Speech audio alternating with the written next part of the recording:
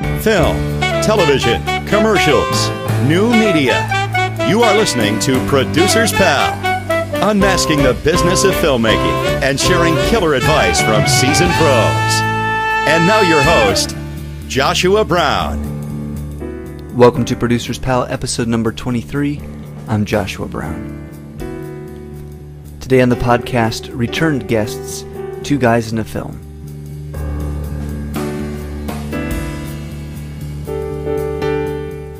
This episode is sponsored by Indie Film Finance Guide. To learn more about how to finance your independent film, go to producerspal.com/finance guide.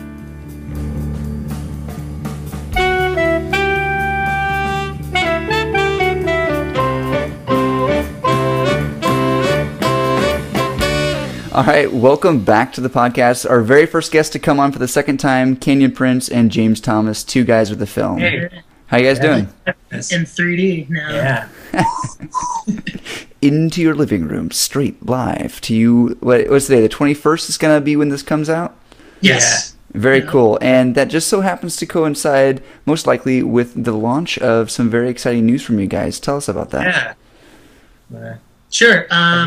So yeah, we're launching a big campaign through Indiegogo, crowdfunding, and it's a little different than anything we've ever done in the sense of it's twofold. It's for more than one film, and it's only for a portion of the budget of the films. Yeah, and that's one thing we've learned is that in today's culture, in independent filmmaking, you have to look for your budget in multiple areas. The days of just going to one investor or a studio to finance your entire film are really gone. So you got to look in multiple spots for where the money's going to come from. You're looking at, still equity investors. You're looking at tax incentives. You're looking at some gap financing, and then you have to incorporate crowdfunding. So that's where you start. And build into the other areas. Very cool. So tell us then, if you could, you've got 5 films that you're planning on doing here.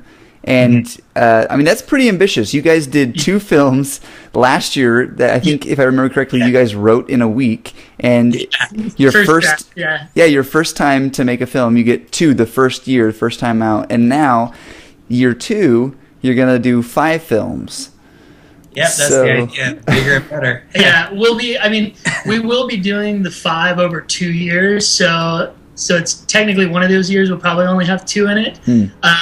But yeah, it very quickly became, we had the idea of 2 films. Everybody told us we were crazy and we wouldn't be able to do it. We did it, and so it was like, okay, well, what's next? So you can't just do 2 films again. You gotta go bigger. Go big or go home. And we really realized the power of momentum on the last films. Because you gain so much in pre-production going into the first film, and that just starts snowballing down this hill, creates this giant boulder, and we roll right into the next film. And then after that film, you go into post, and it just kind of dies out. Right. So we realize we can build enough momentum and keep that going for about 2 years. Let's see how many projects we can fit inside that. And 5 is really hitting the number right now. Wow. So you've kind of planned it out knowing what you're capable of and how long the current project took, and you figure, we can do 5. It might be a push, but we can do it. Yeah. Yeah. And I think, when the ideas first came around for the original 2 films, it was more of a vehicle for James and I to direct our first features. But then, after those were done, I was sitting down and saying, well, what's the long-term, vision and goals of this company?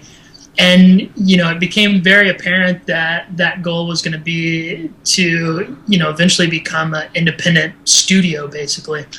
And, if we're doing one or 2 films a year, it's going to take a really long time, I feel like. So it's like, okay, well, let's just do more films and shorten that and get a lot of stuff on the docket and a lot of stuff out there. It also enables us to not necessarily direct every project that we do, but, on certain ones just act as a producer and kind of bring up first-time directors as well. Very cool.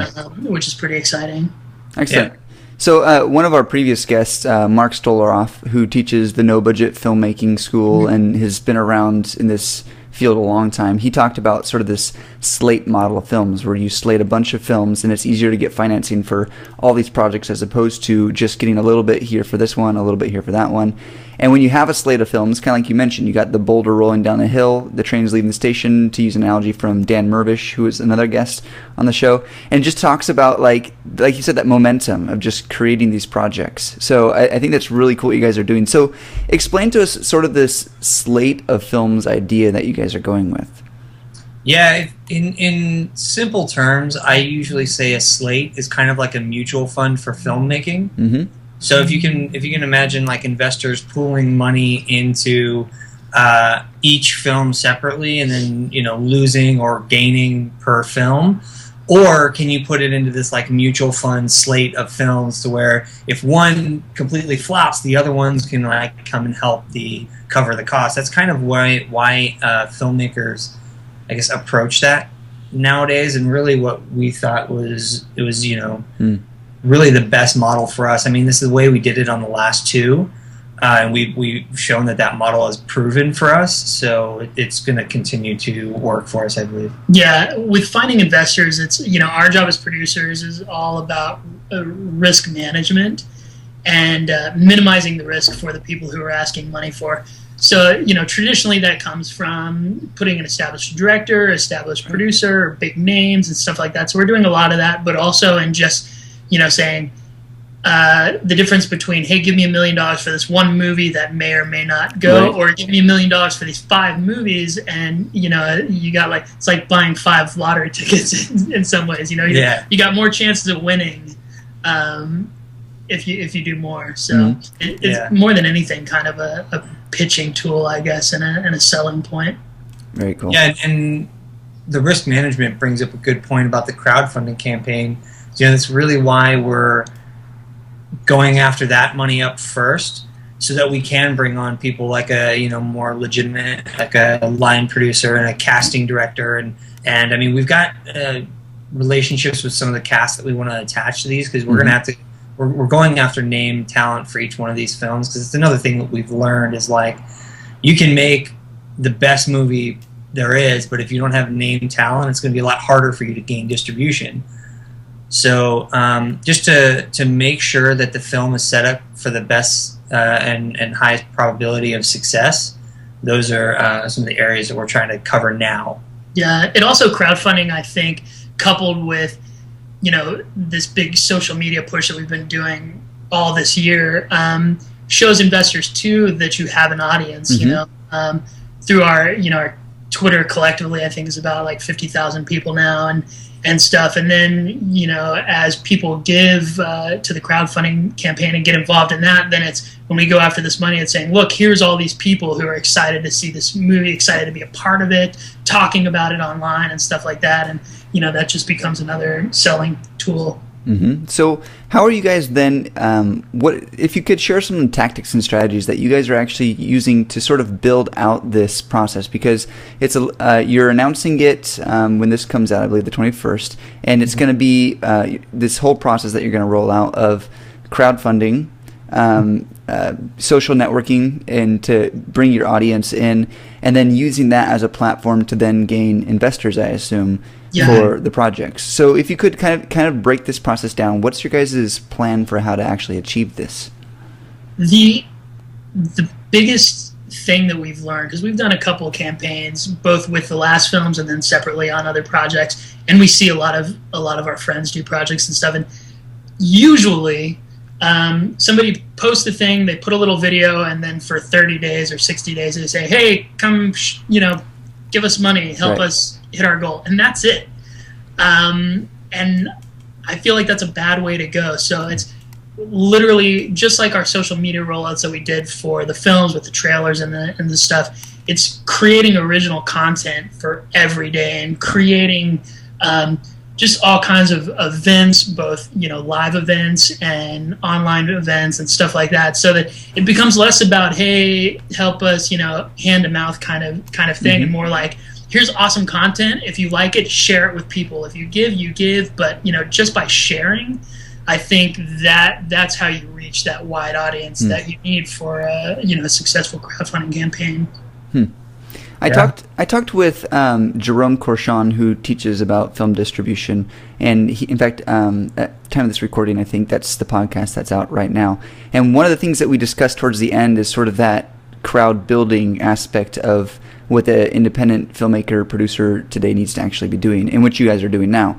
And one of our questions or ponderings that we had was how to create that original content, because okay, so in your instance, you are essentially a film brand, a film studio. That's what you got. You're two guys in a film, right? And so if people are interested in you, it's going to be largely because of the video content that you're creating, but you're also sharing on your Twitter feed. You're sharing tips for filmmakers and that sort of thing. So in a way, your target market is kind of filmmakers, but how are you creating original content, not just like a new behind the scenes picture or a new poster, but how are you creating original content to engage with the audience beyond just the filmmaker community? Yeah, one thing that we've really realized as well is that nobody wants to share or watch some informational video that's like, hey, here's me talking about what my film is and what it's going to do. Nobody really wants to see another BTS photo. And one of the campaigns that we did for the last films was like, hey, check it out. We're going to have this awesome behind-the-scenes experience where you can, log in and see what's going on every day on set. And again, nobody cares about the inside of the business. The only successful kind of show that I've ever seen this happen that was insider was really 30 Rock, and that's because it was so funny. Which brings me to videos that do well are hilarious videos, are funny little short videos that people are like, hey, I'm going to share that because that was really, that made me laugh. So that's really the way we're targeting. We're making, short form content that can engage the audience. We're doing things like adding in, a thing I've seen a lot recently is Google Hangouts. Like, hey, everybody come check it out, hang out with us for a little bit, and, doing tweet-a-thons and 24 hours where it's Canyon and I, tweeting the whole time. Like, if you want to chat with us, great. We're going to be on for 24 hours straight. Like, no sleep, 48 hours straight, Doing different, more creative things that aren't just, hey, let me throw this up on Facebook with a link and see how many people click it.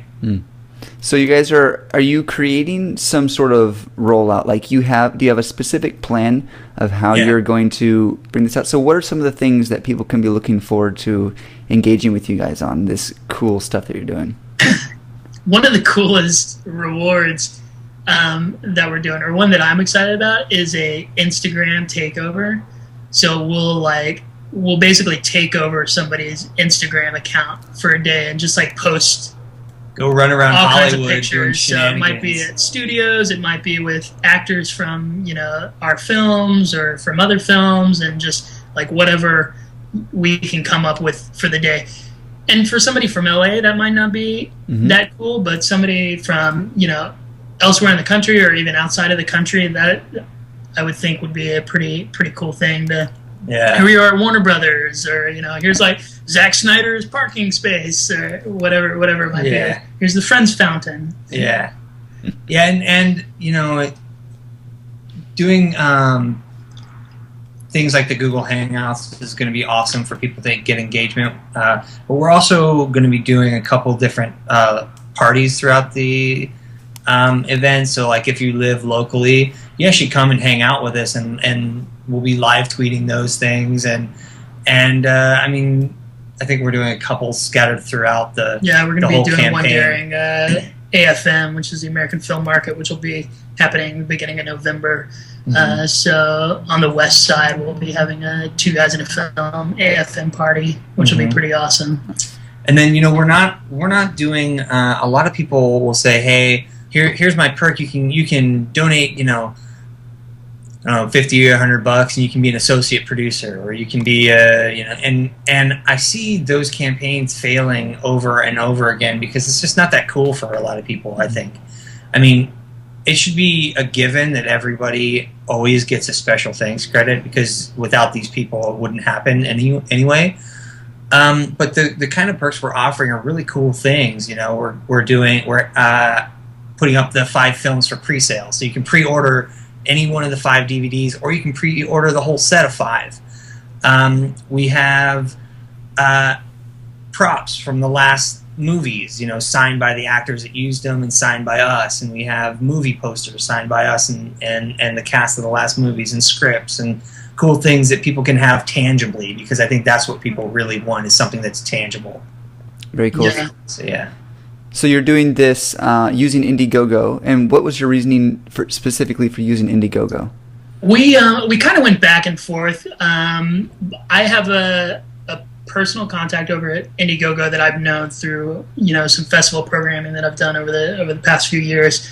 So I've always been aware of them, and we use them for the last 2 campaigns as well. But this time in particular, we reached out to them, and they're really, I guess, excited about what we're doing and letting us. They have a beta program where you can actually embed Indiegogo into your website. Cool. And brand it and everything like that. So that's what we're working with them on for this. So our web page will actually also be our Indiegogo campaign. There may be others, but the one that I've seen that did that were the Bill Flower guys, Evan and those guys, for their new movie, Chuck Hank and the San Diego Twins. Over at Coat Wolf. Yeah, so the Coat Wolf guys, which are local here as well. They're up in Oxnard, I think, in Ventura County. So that seemed to work really good for them, and we like that. So yeah, we reached out to Indiegogo, and they were down to play with us. So very cool. We haven't talked much about the campaign itself then. So what is it? Is it an all or nothing, and what's the amount that you're going for? All or nothing. Yeah, I think that's a big thing too. When I personally see somebody doing the flex funding or something, to me it says we don't think we can hit the goal that we're asking, but we're going to try. But if we don't, we still want your money. And so we're saying, hey, this is it. This is what we're going for. We're all in on this. If we don't get it, we don't get it, and you don't pay anything. Yeah. We want people to know that we're as committed to this project as anything, because we want to be able to. We want to prove that we're going to put in the work it takes to raise the money, so you don't have to think, oh, hey, these guys are just going to be another campaign I'm never going to see a perk from, or these guys are never going to make the movie. Or so we really wanted to be like, hey, we're not going to be lazy about this. We're going to put in the work, put in the hours, put in the effort it takes to make something like this a success, because that's this on a small scale is what it takes to make a film, and we're going to do 5. So, yeah. So the campaign itself, the crowdfunding campaign, is for the slate of 5 films. Yeah. Yes. And cool. And what is that total amount that you're going for from the crowdfunding side? $67,200, I think. Yeah. Yeah. 67,200.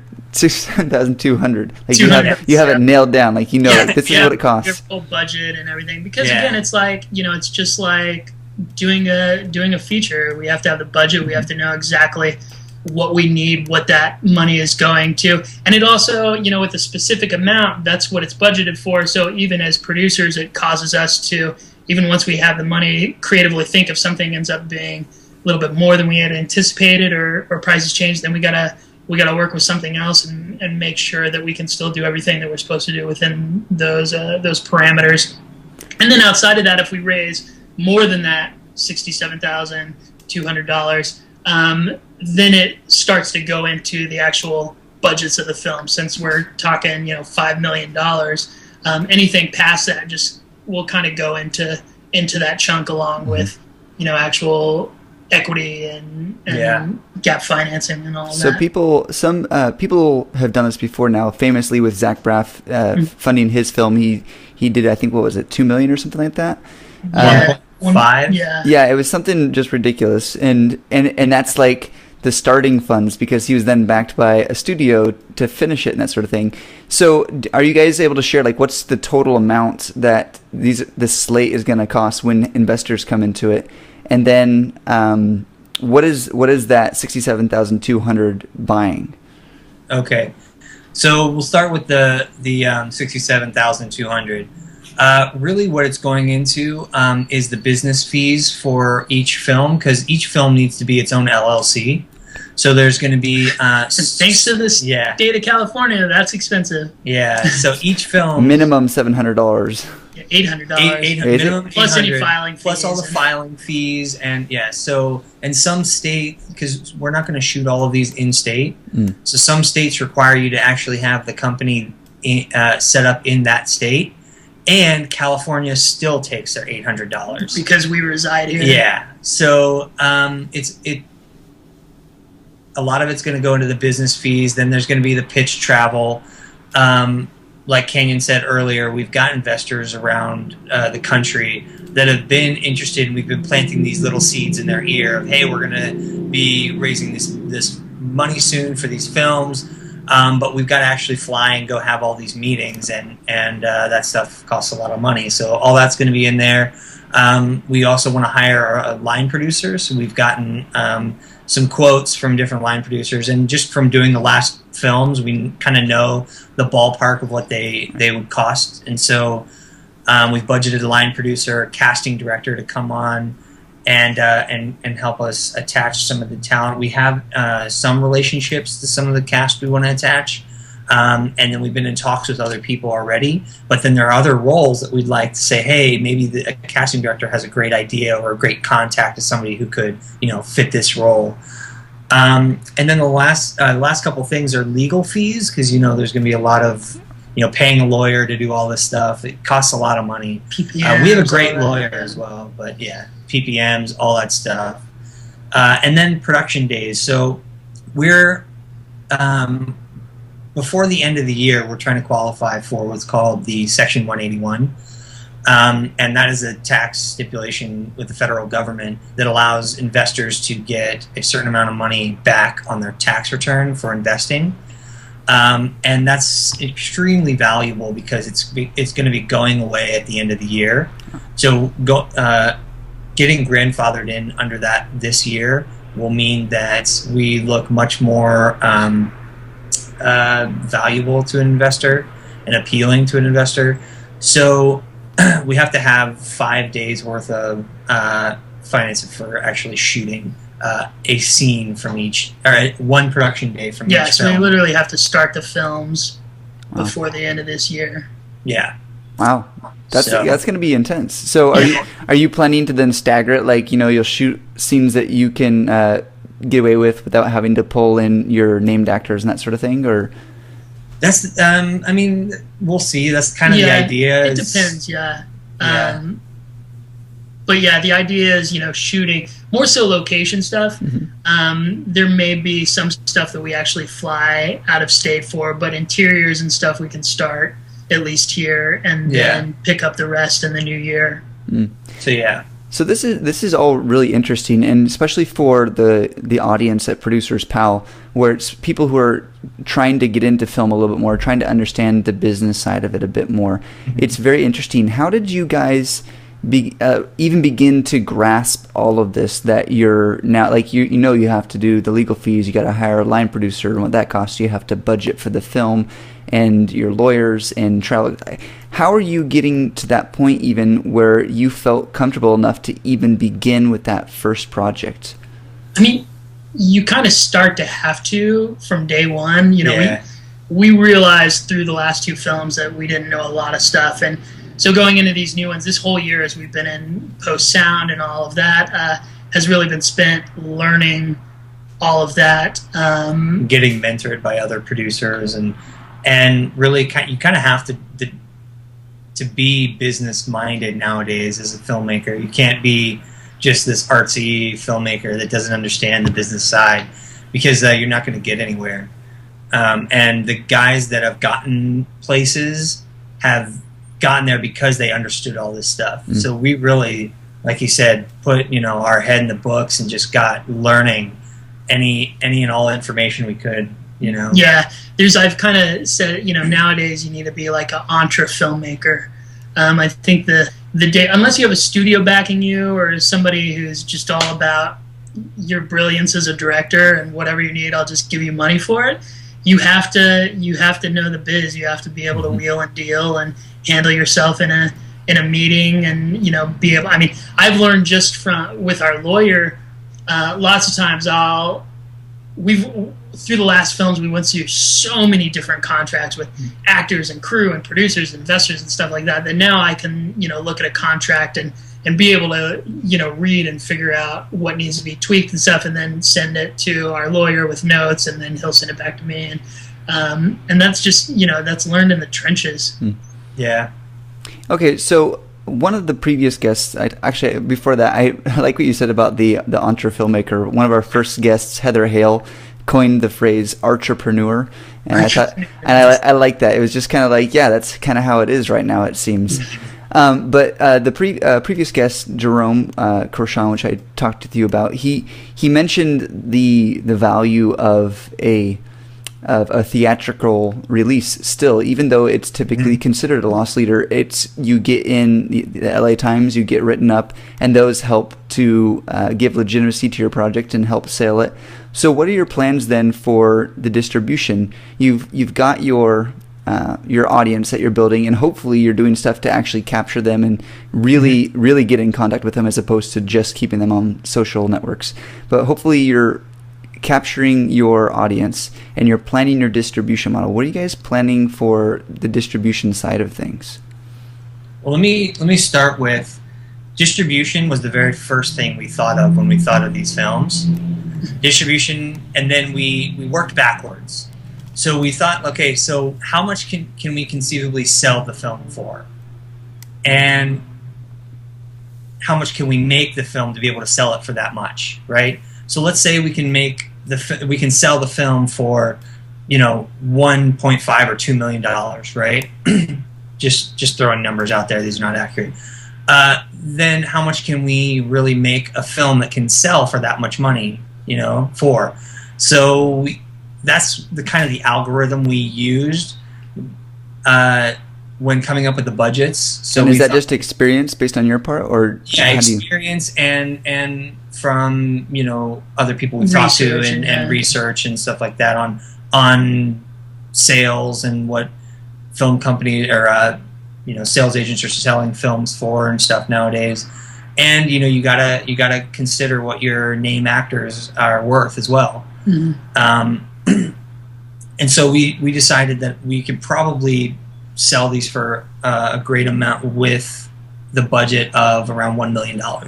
So each film will be $1 million film. They'll all be genre films because, as I've learned from doing the last horror film, the horror community is one of the strongest communities there is. So we'll be doing horror sci-fi movies, so 5 of them.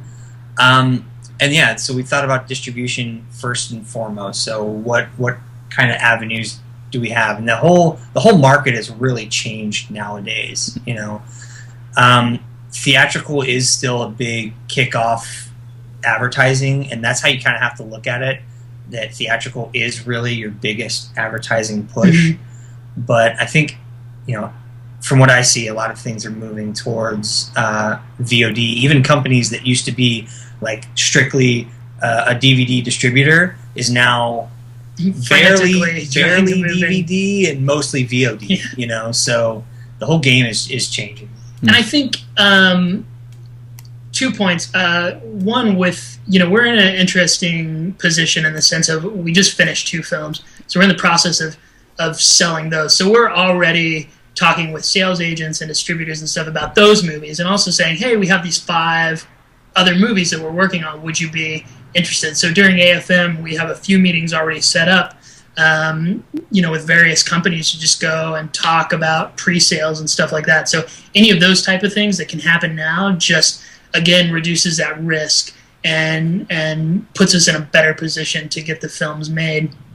And then with theatrical, now there's it's so much more in the filmmaker's control. You know, with like the company Tug, who I don't know if you're aware of or not, but I'm sure you are. We use them for a private event, a private cast and crew screening.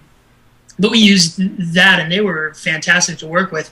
And ideally, you know, you can literally do your own theatrical release across the country through them with really no upfront costs out of your pocket, which I think is great, because that's usually the problem filmmakers run into is by the end of the journey, really by the end of production, they don't have any money left, and then they have to go find more money for post. And then once they're done with post, they're hoping they can just sell it. But then, all of a sudden they gotta do a theatrical run, and they gotta pay theater rentals and deliverables and all this stuff. Yeah.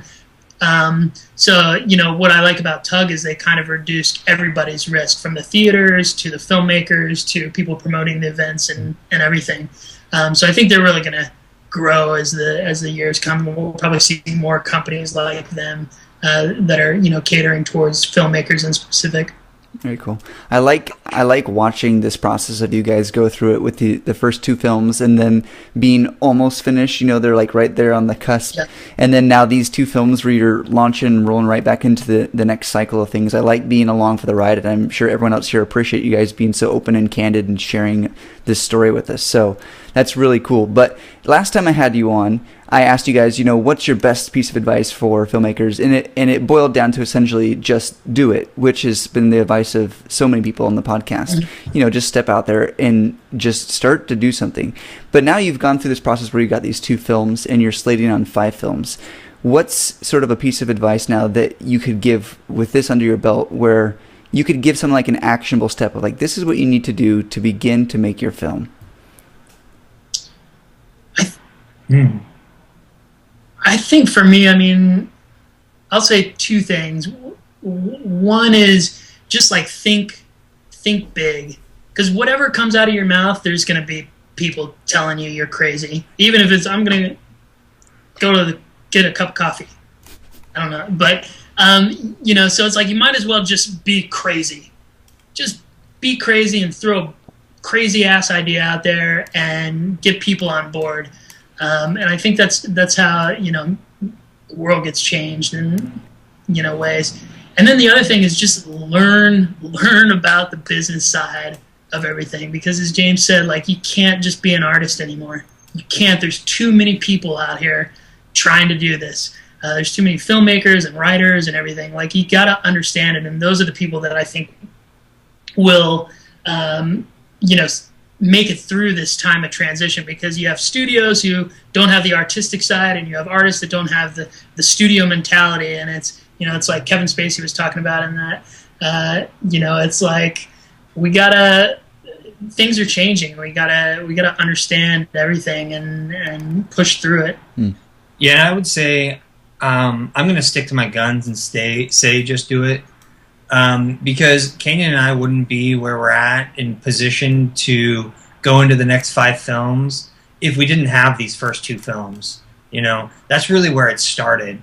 And yeah, these first 2 films were a lot of blood, sweat, and tears, but that was awesome. You know what I mean? It's always going to be my first movie, Mm-hmm. So I would always say just do it. Don't be afraid. I tweeted the other day that your dreams are far too important to stop now. And I've always said that the minute you quit is the minute before you are going to succeed. So I always tell people, just go and do it. Don't hold back. If you're going to make a short, think about making it a feature. Find ways to get extra money, because when you have to raise money on no credit, no budget, no name to yourself, like, you have to get scrappy, and that is going to benefit you for the life of your career. So, and what you're saying there just made me think of something. You've got your social media profiles, you've got your 2 guys in the film social media, you're doing the production of the films, you're doing the planning of these ones, you're going to be doing a whole social media rollout with the crowdfunding. How are you finding the time to do all of this? We also have 4 television shows in development. I see. There you go. Yeah. I'm just gonna. So what do you? So like, literally, do you have like a schedule, or do you just do whatever is necessary? It's pretty chaotic now. It's easy for me. James is married, so he's got to find time to spend with his wife as well. But yeah, we try for the most part to spend regular work hours doing stuff. It usually bleeds into 10, 11 p.m. or we both are kind of more creative at night, especially with stuff like editing and things like that. So sometimes, James will say, yeah, I was, editing till 2 a.m. last night and then woke up at 6 a.m. and hit the gym. That's another big thing. Exercise is very, very important when doing this much stuff. Sorry about that. That's really cool. Okay, so I have just one more question for you guys before we go. You guys know more about the project than I do. So is there any particular thing about the project that you'd like to tell your audience now?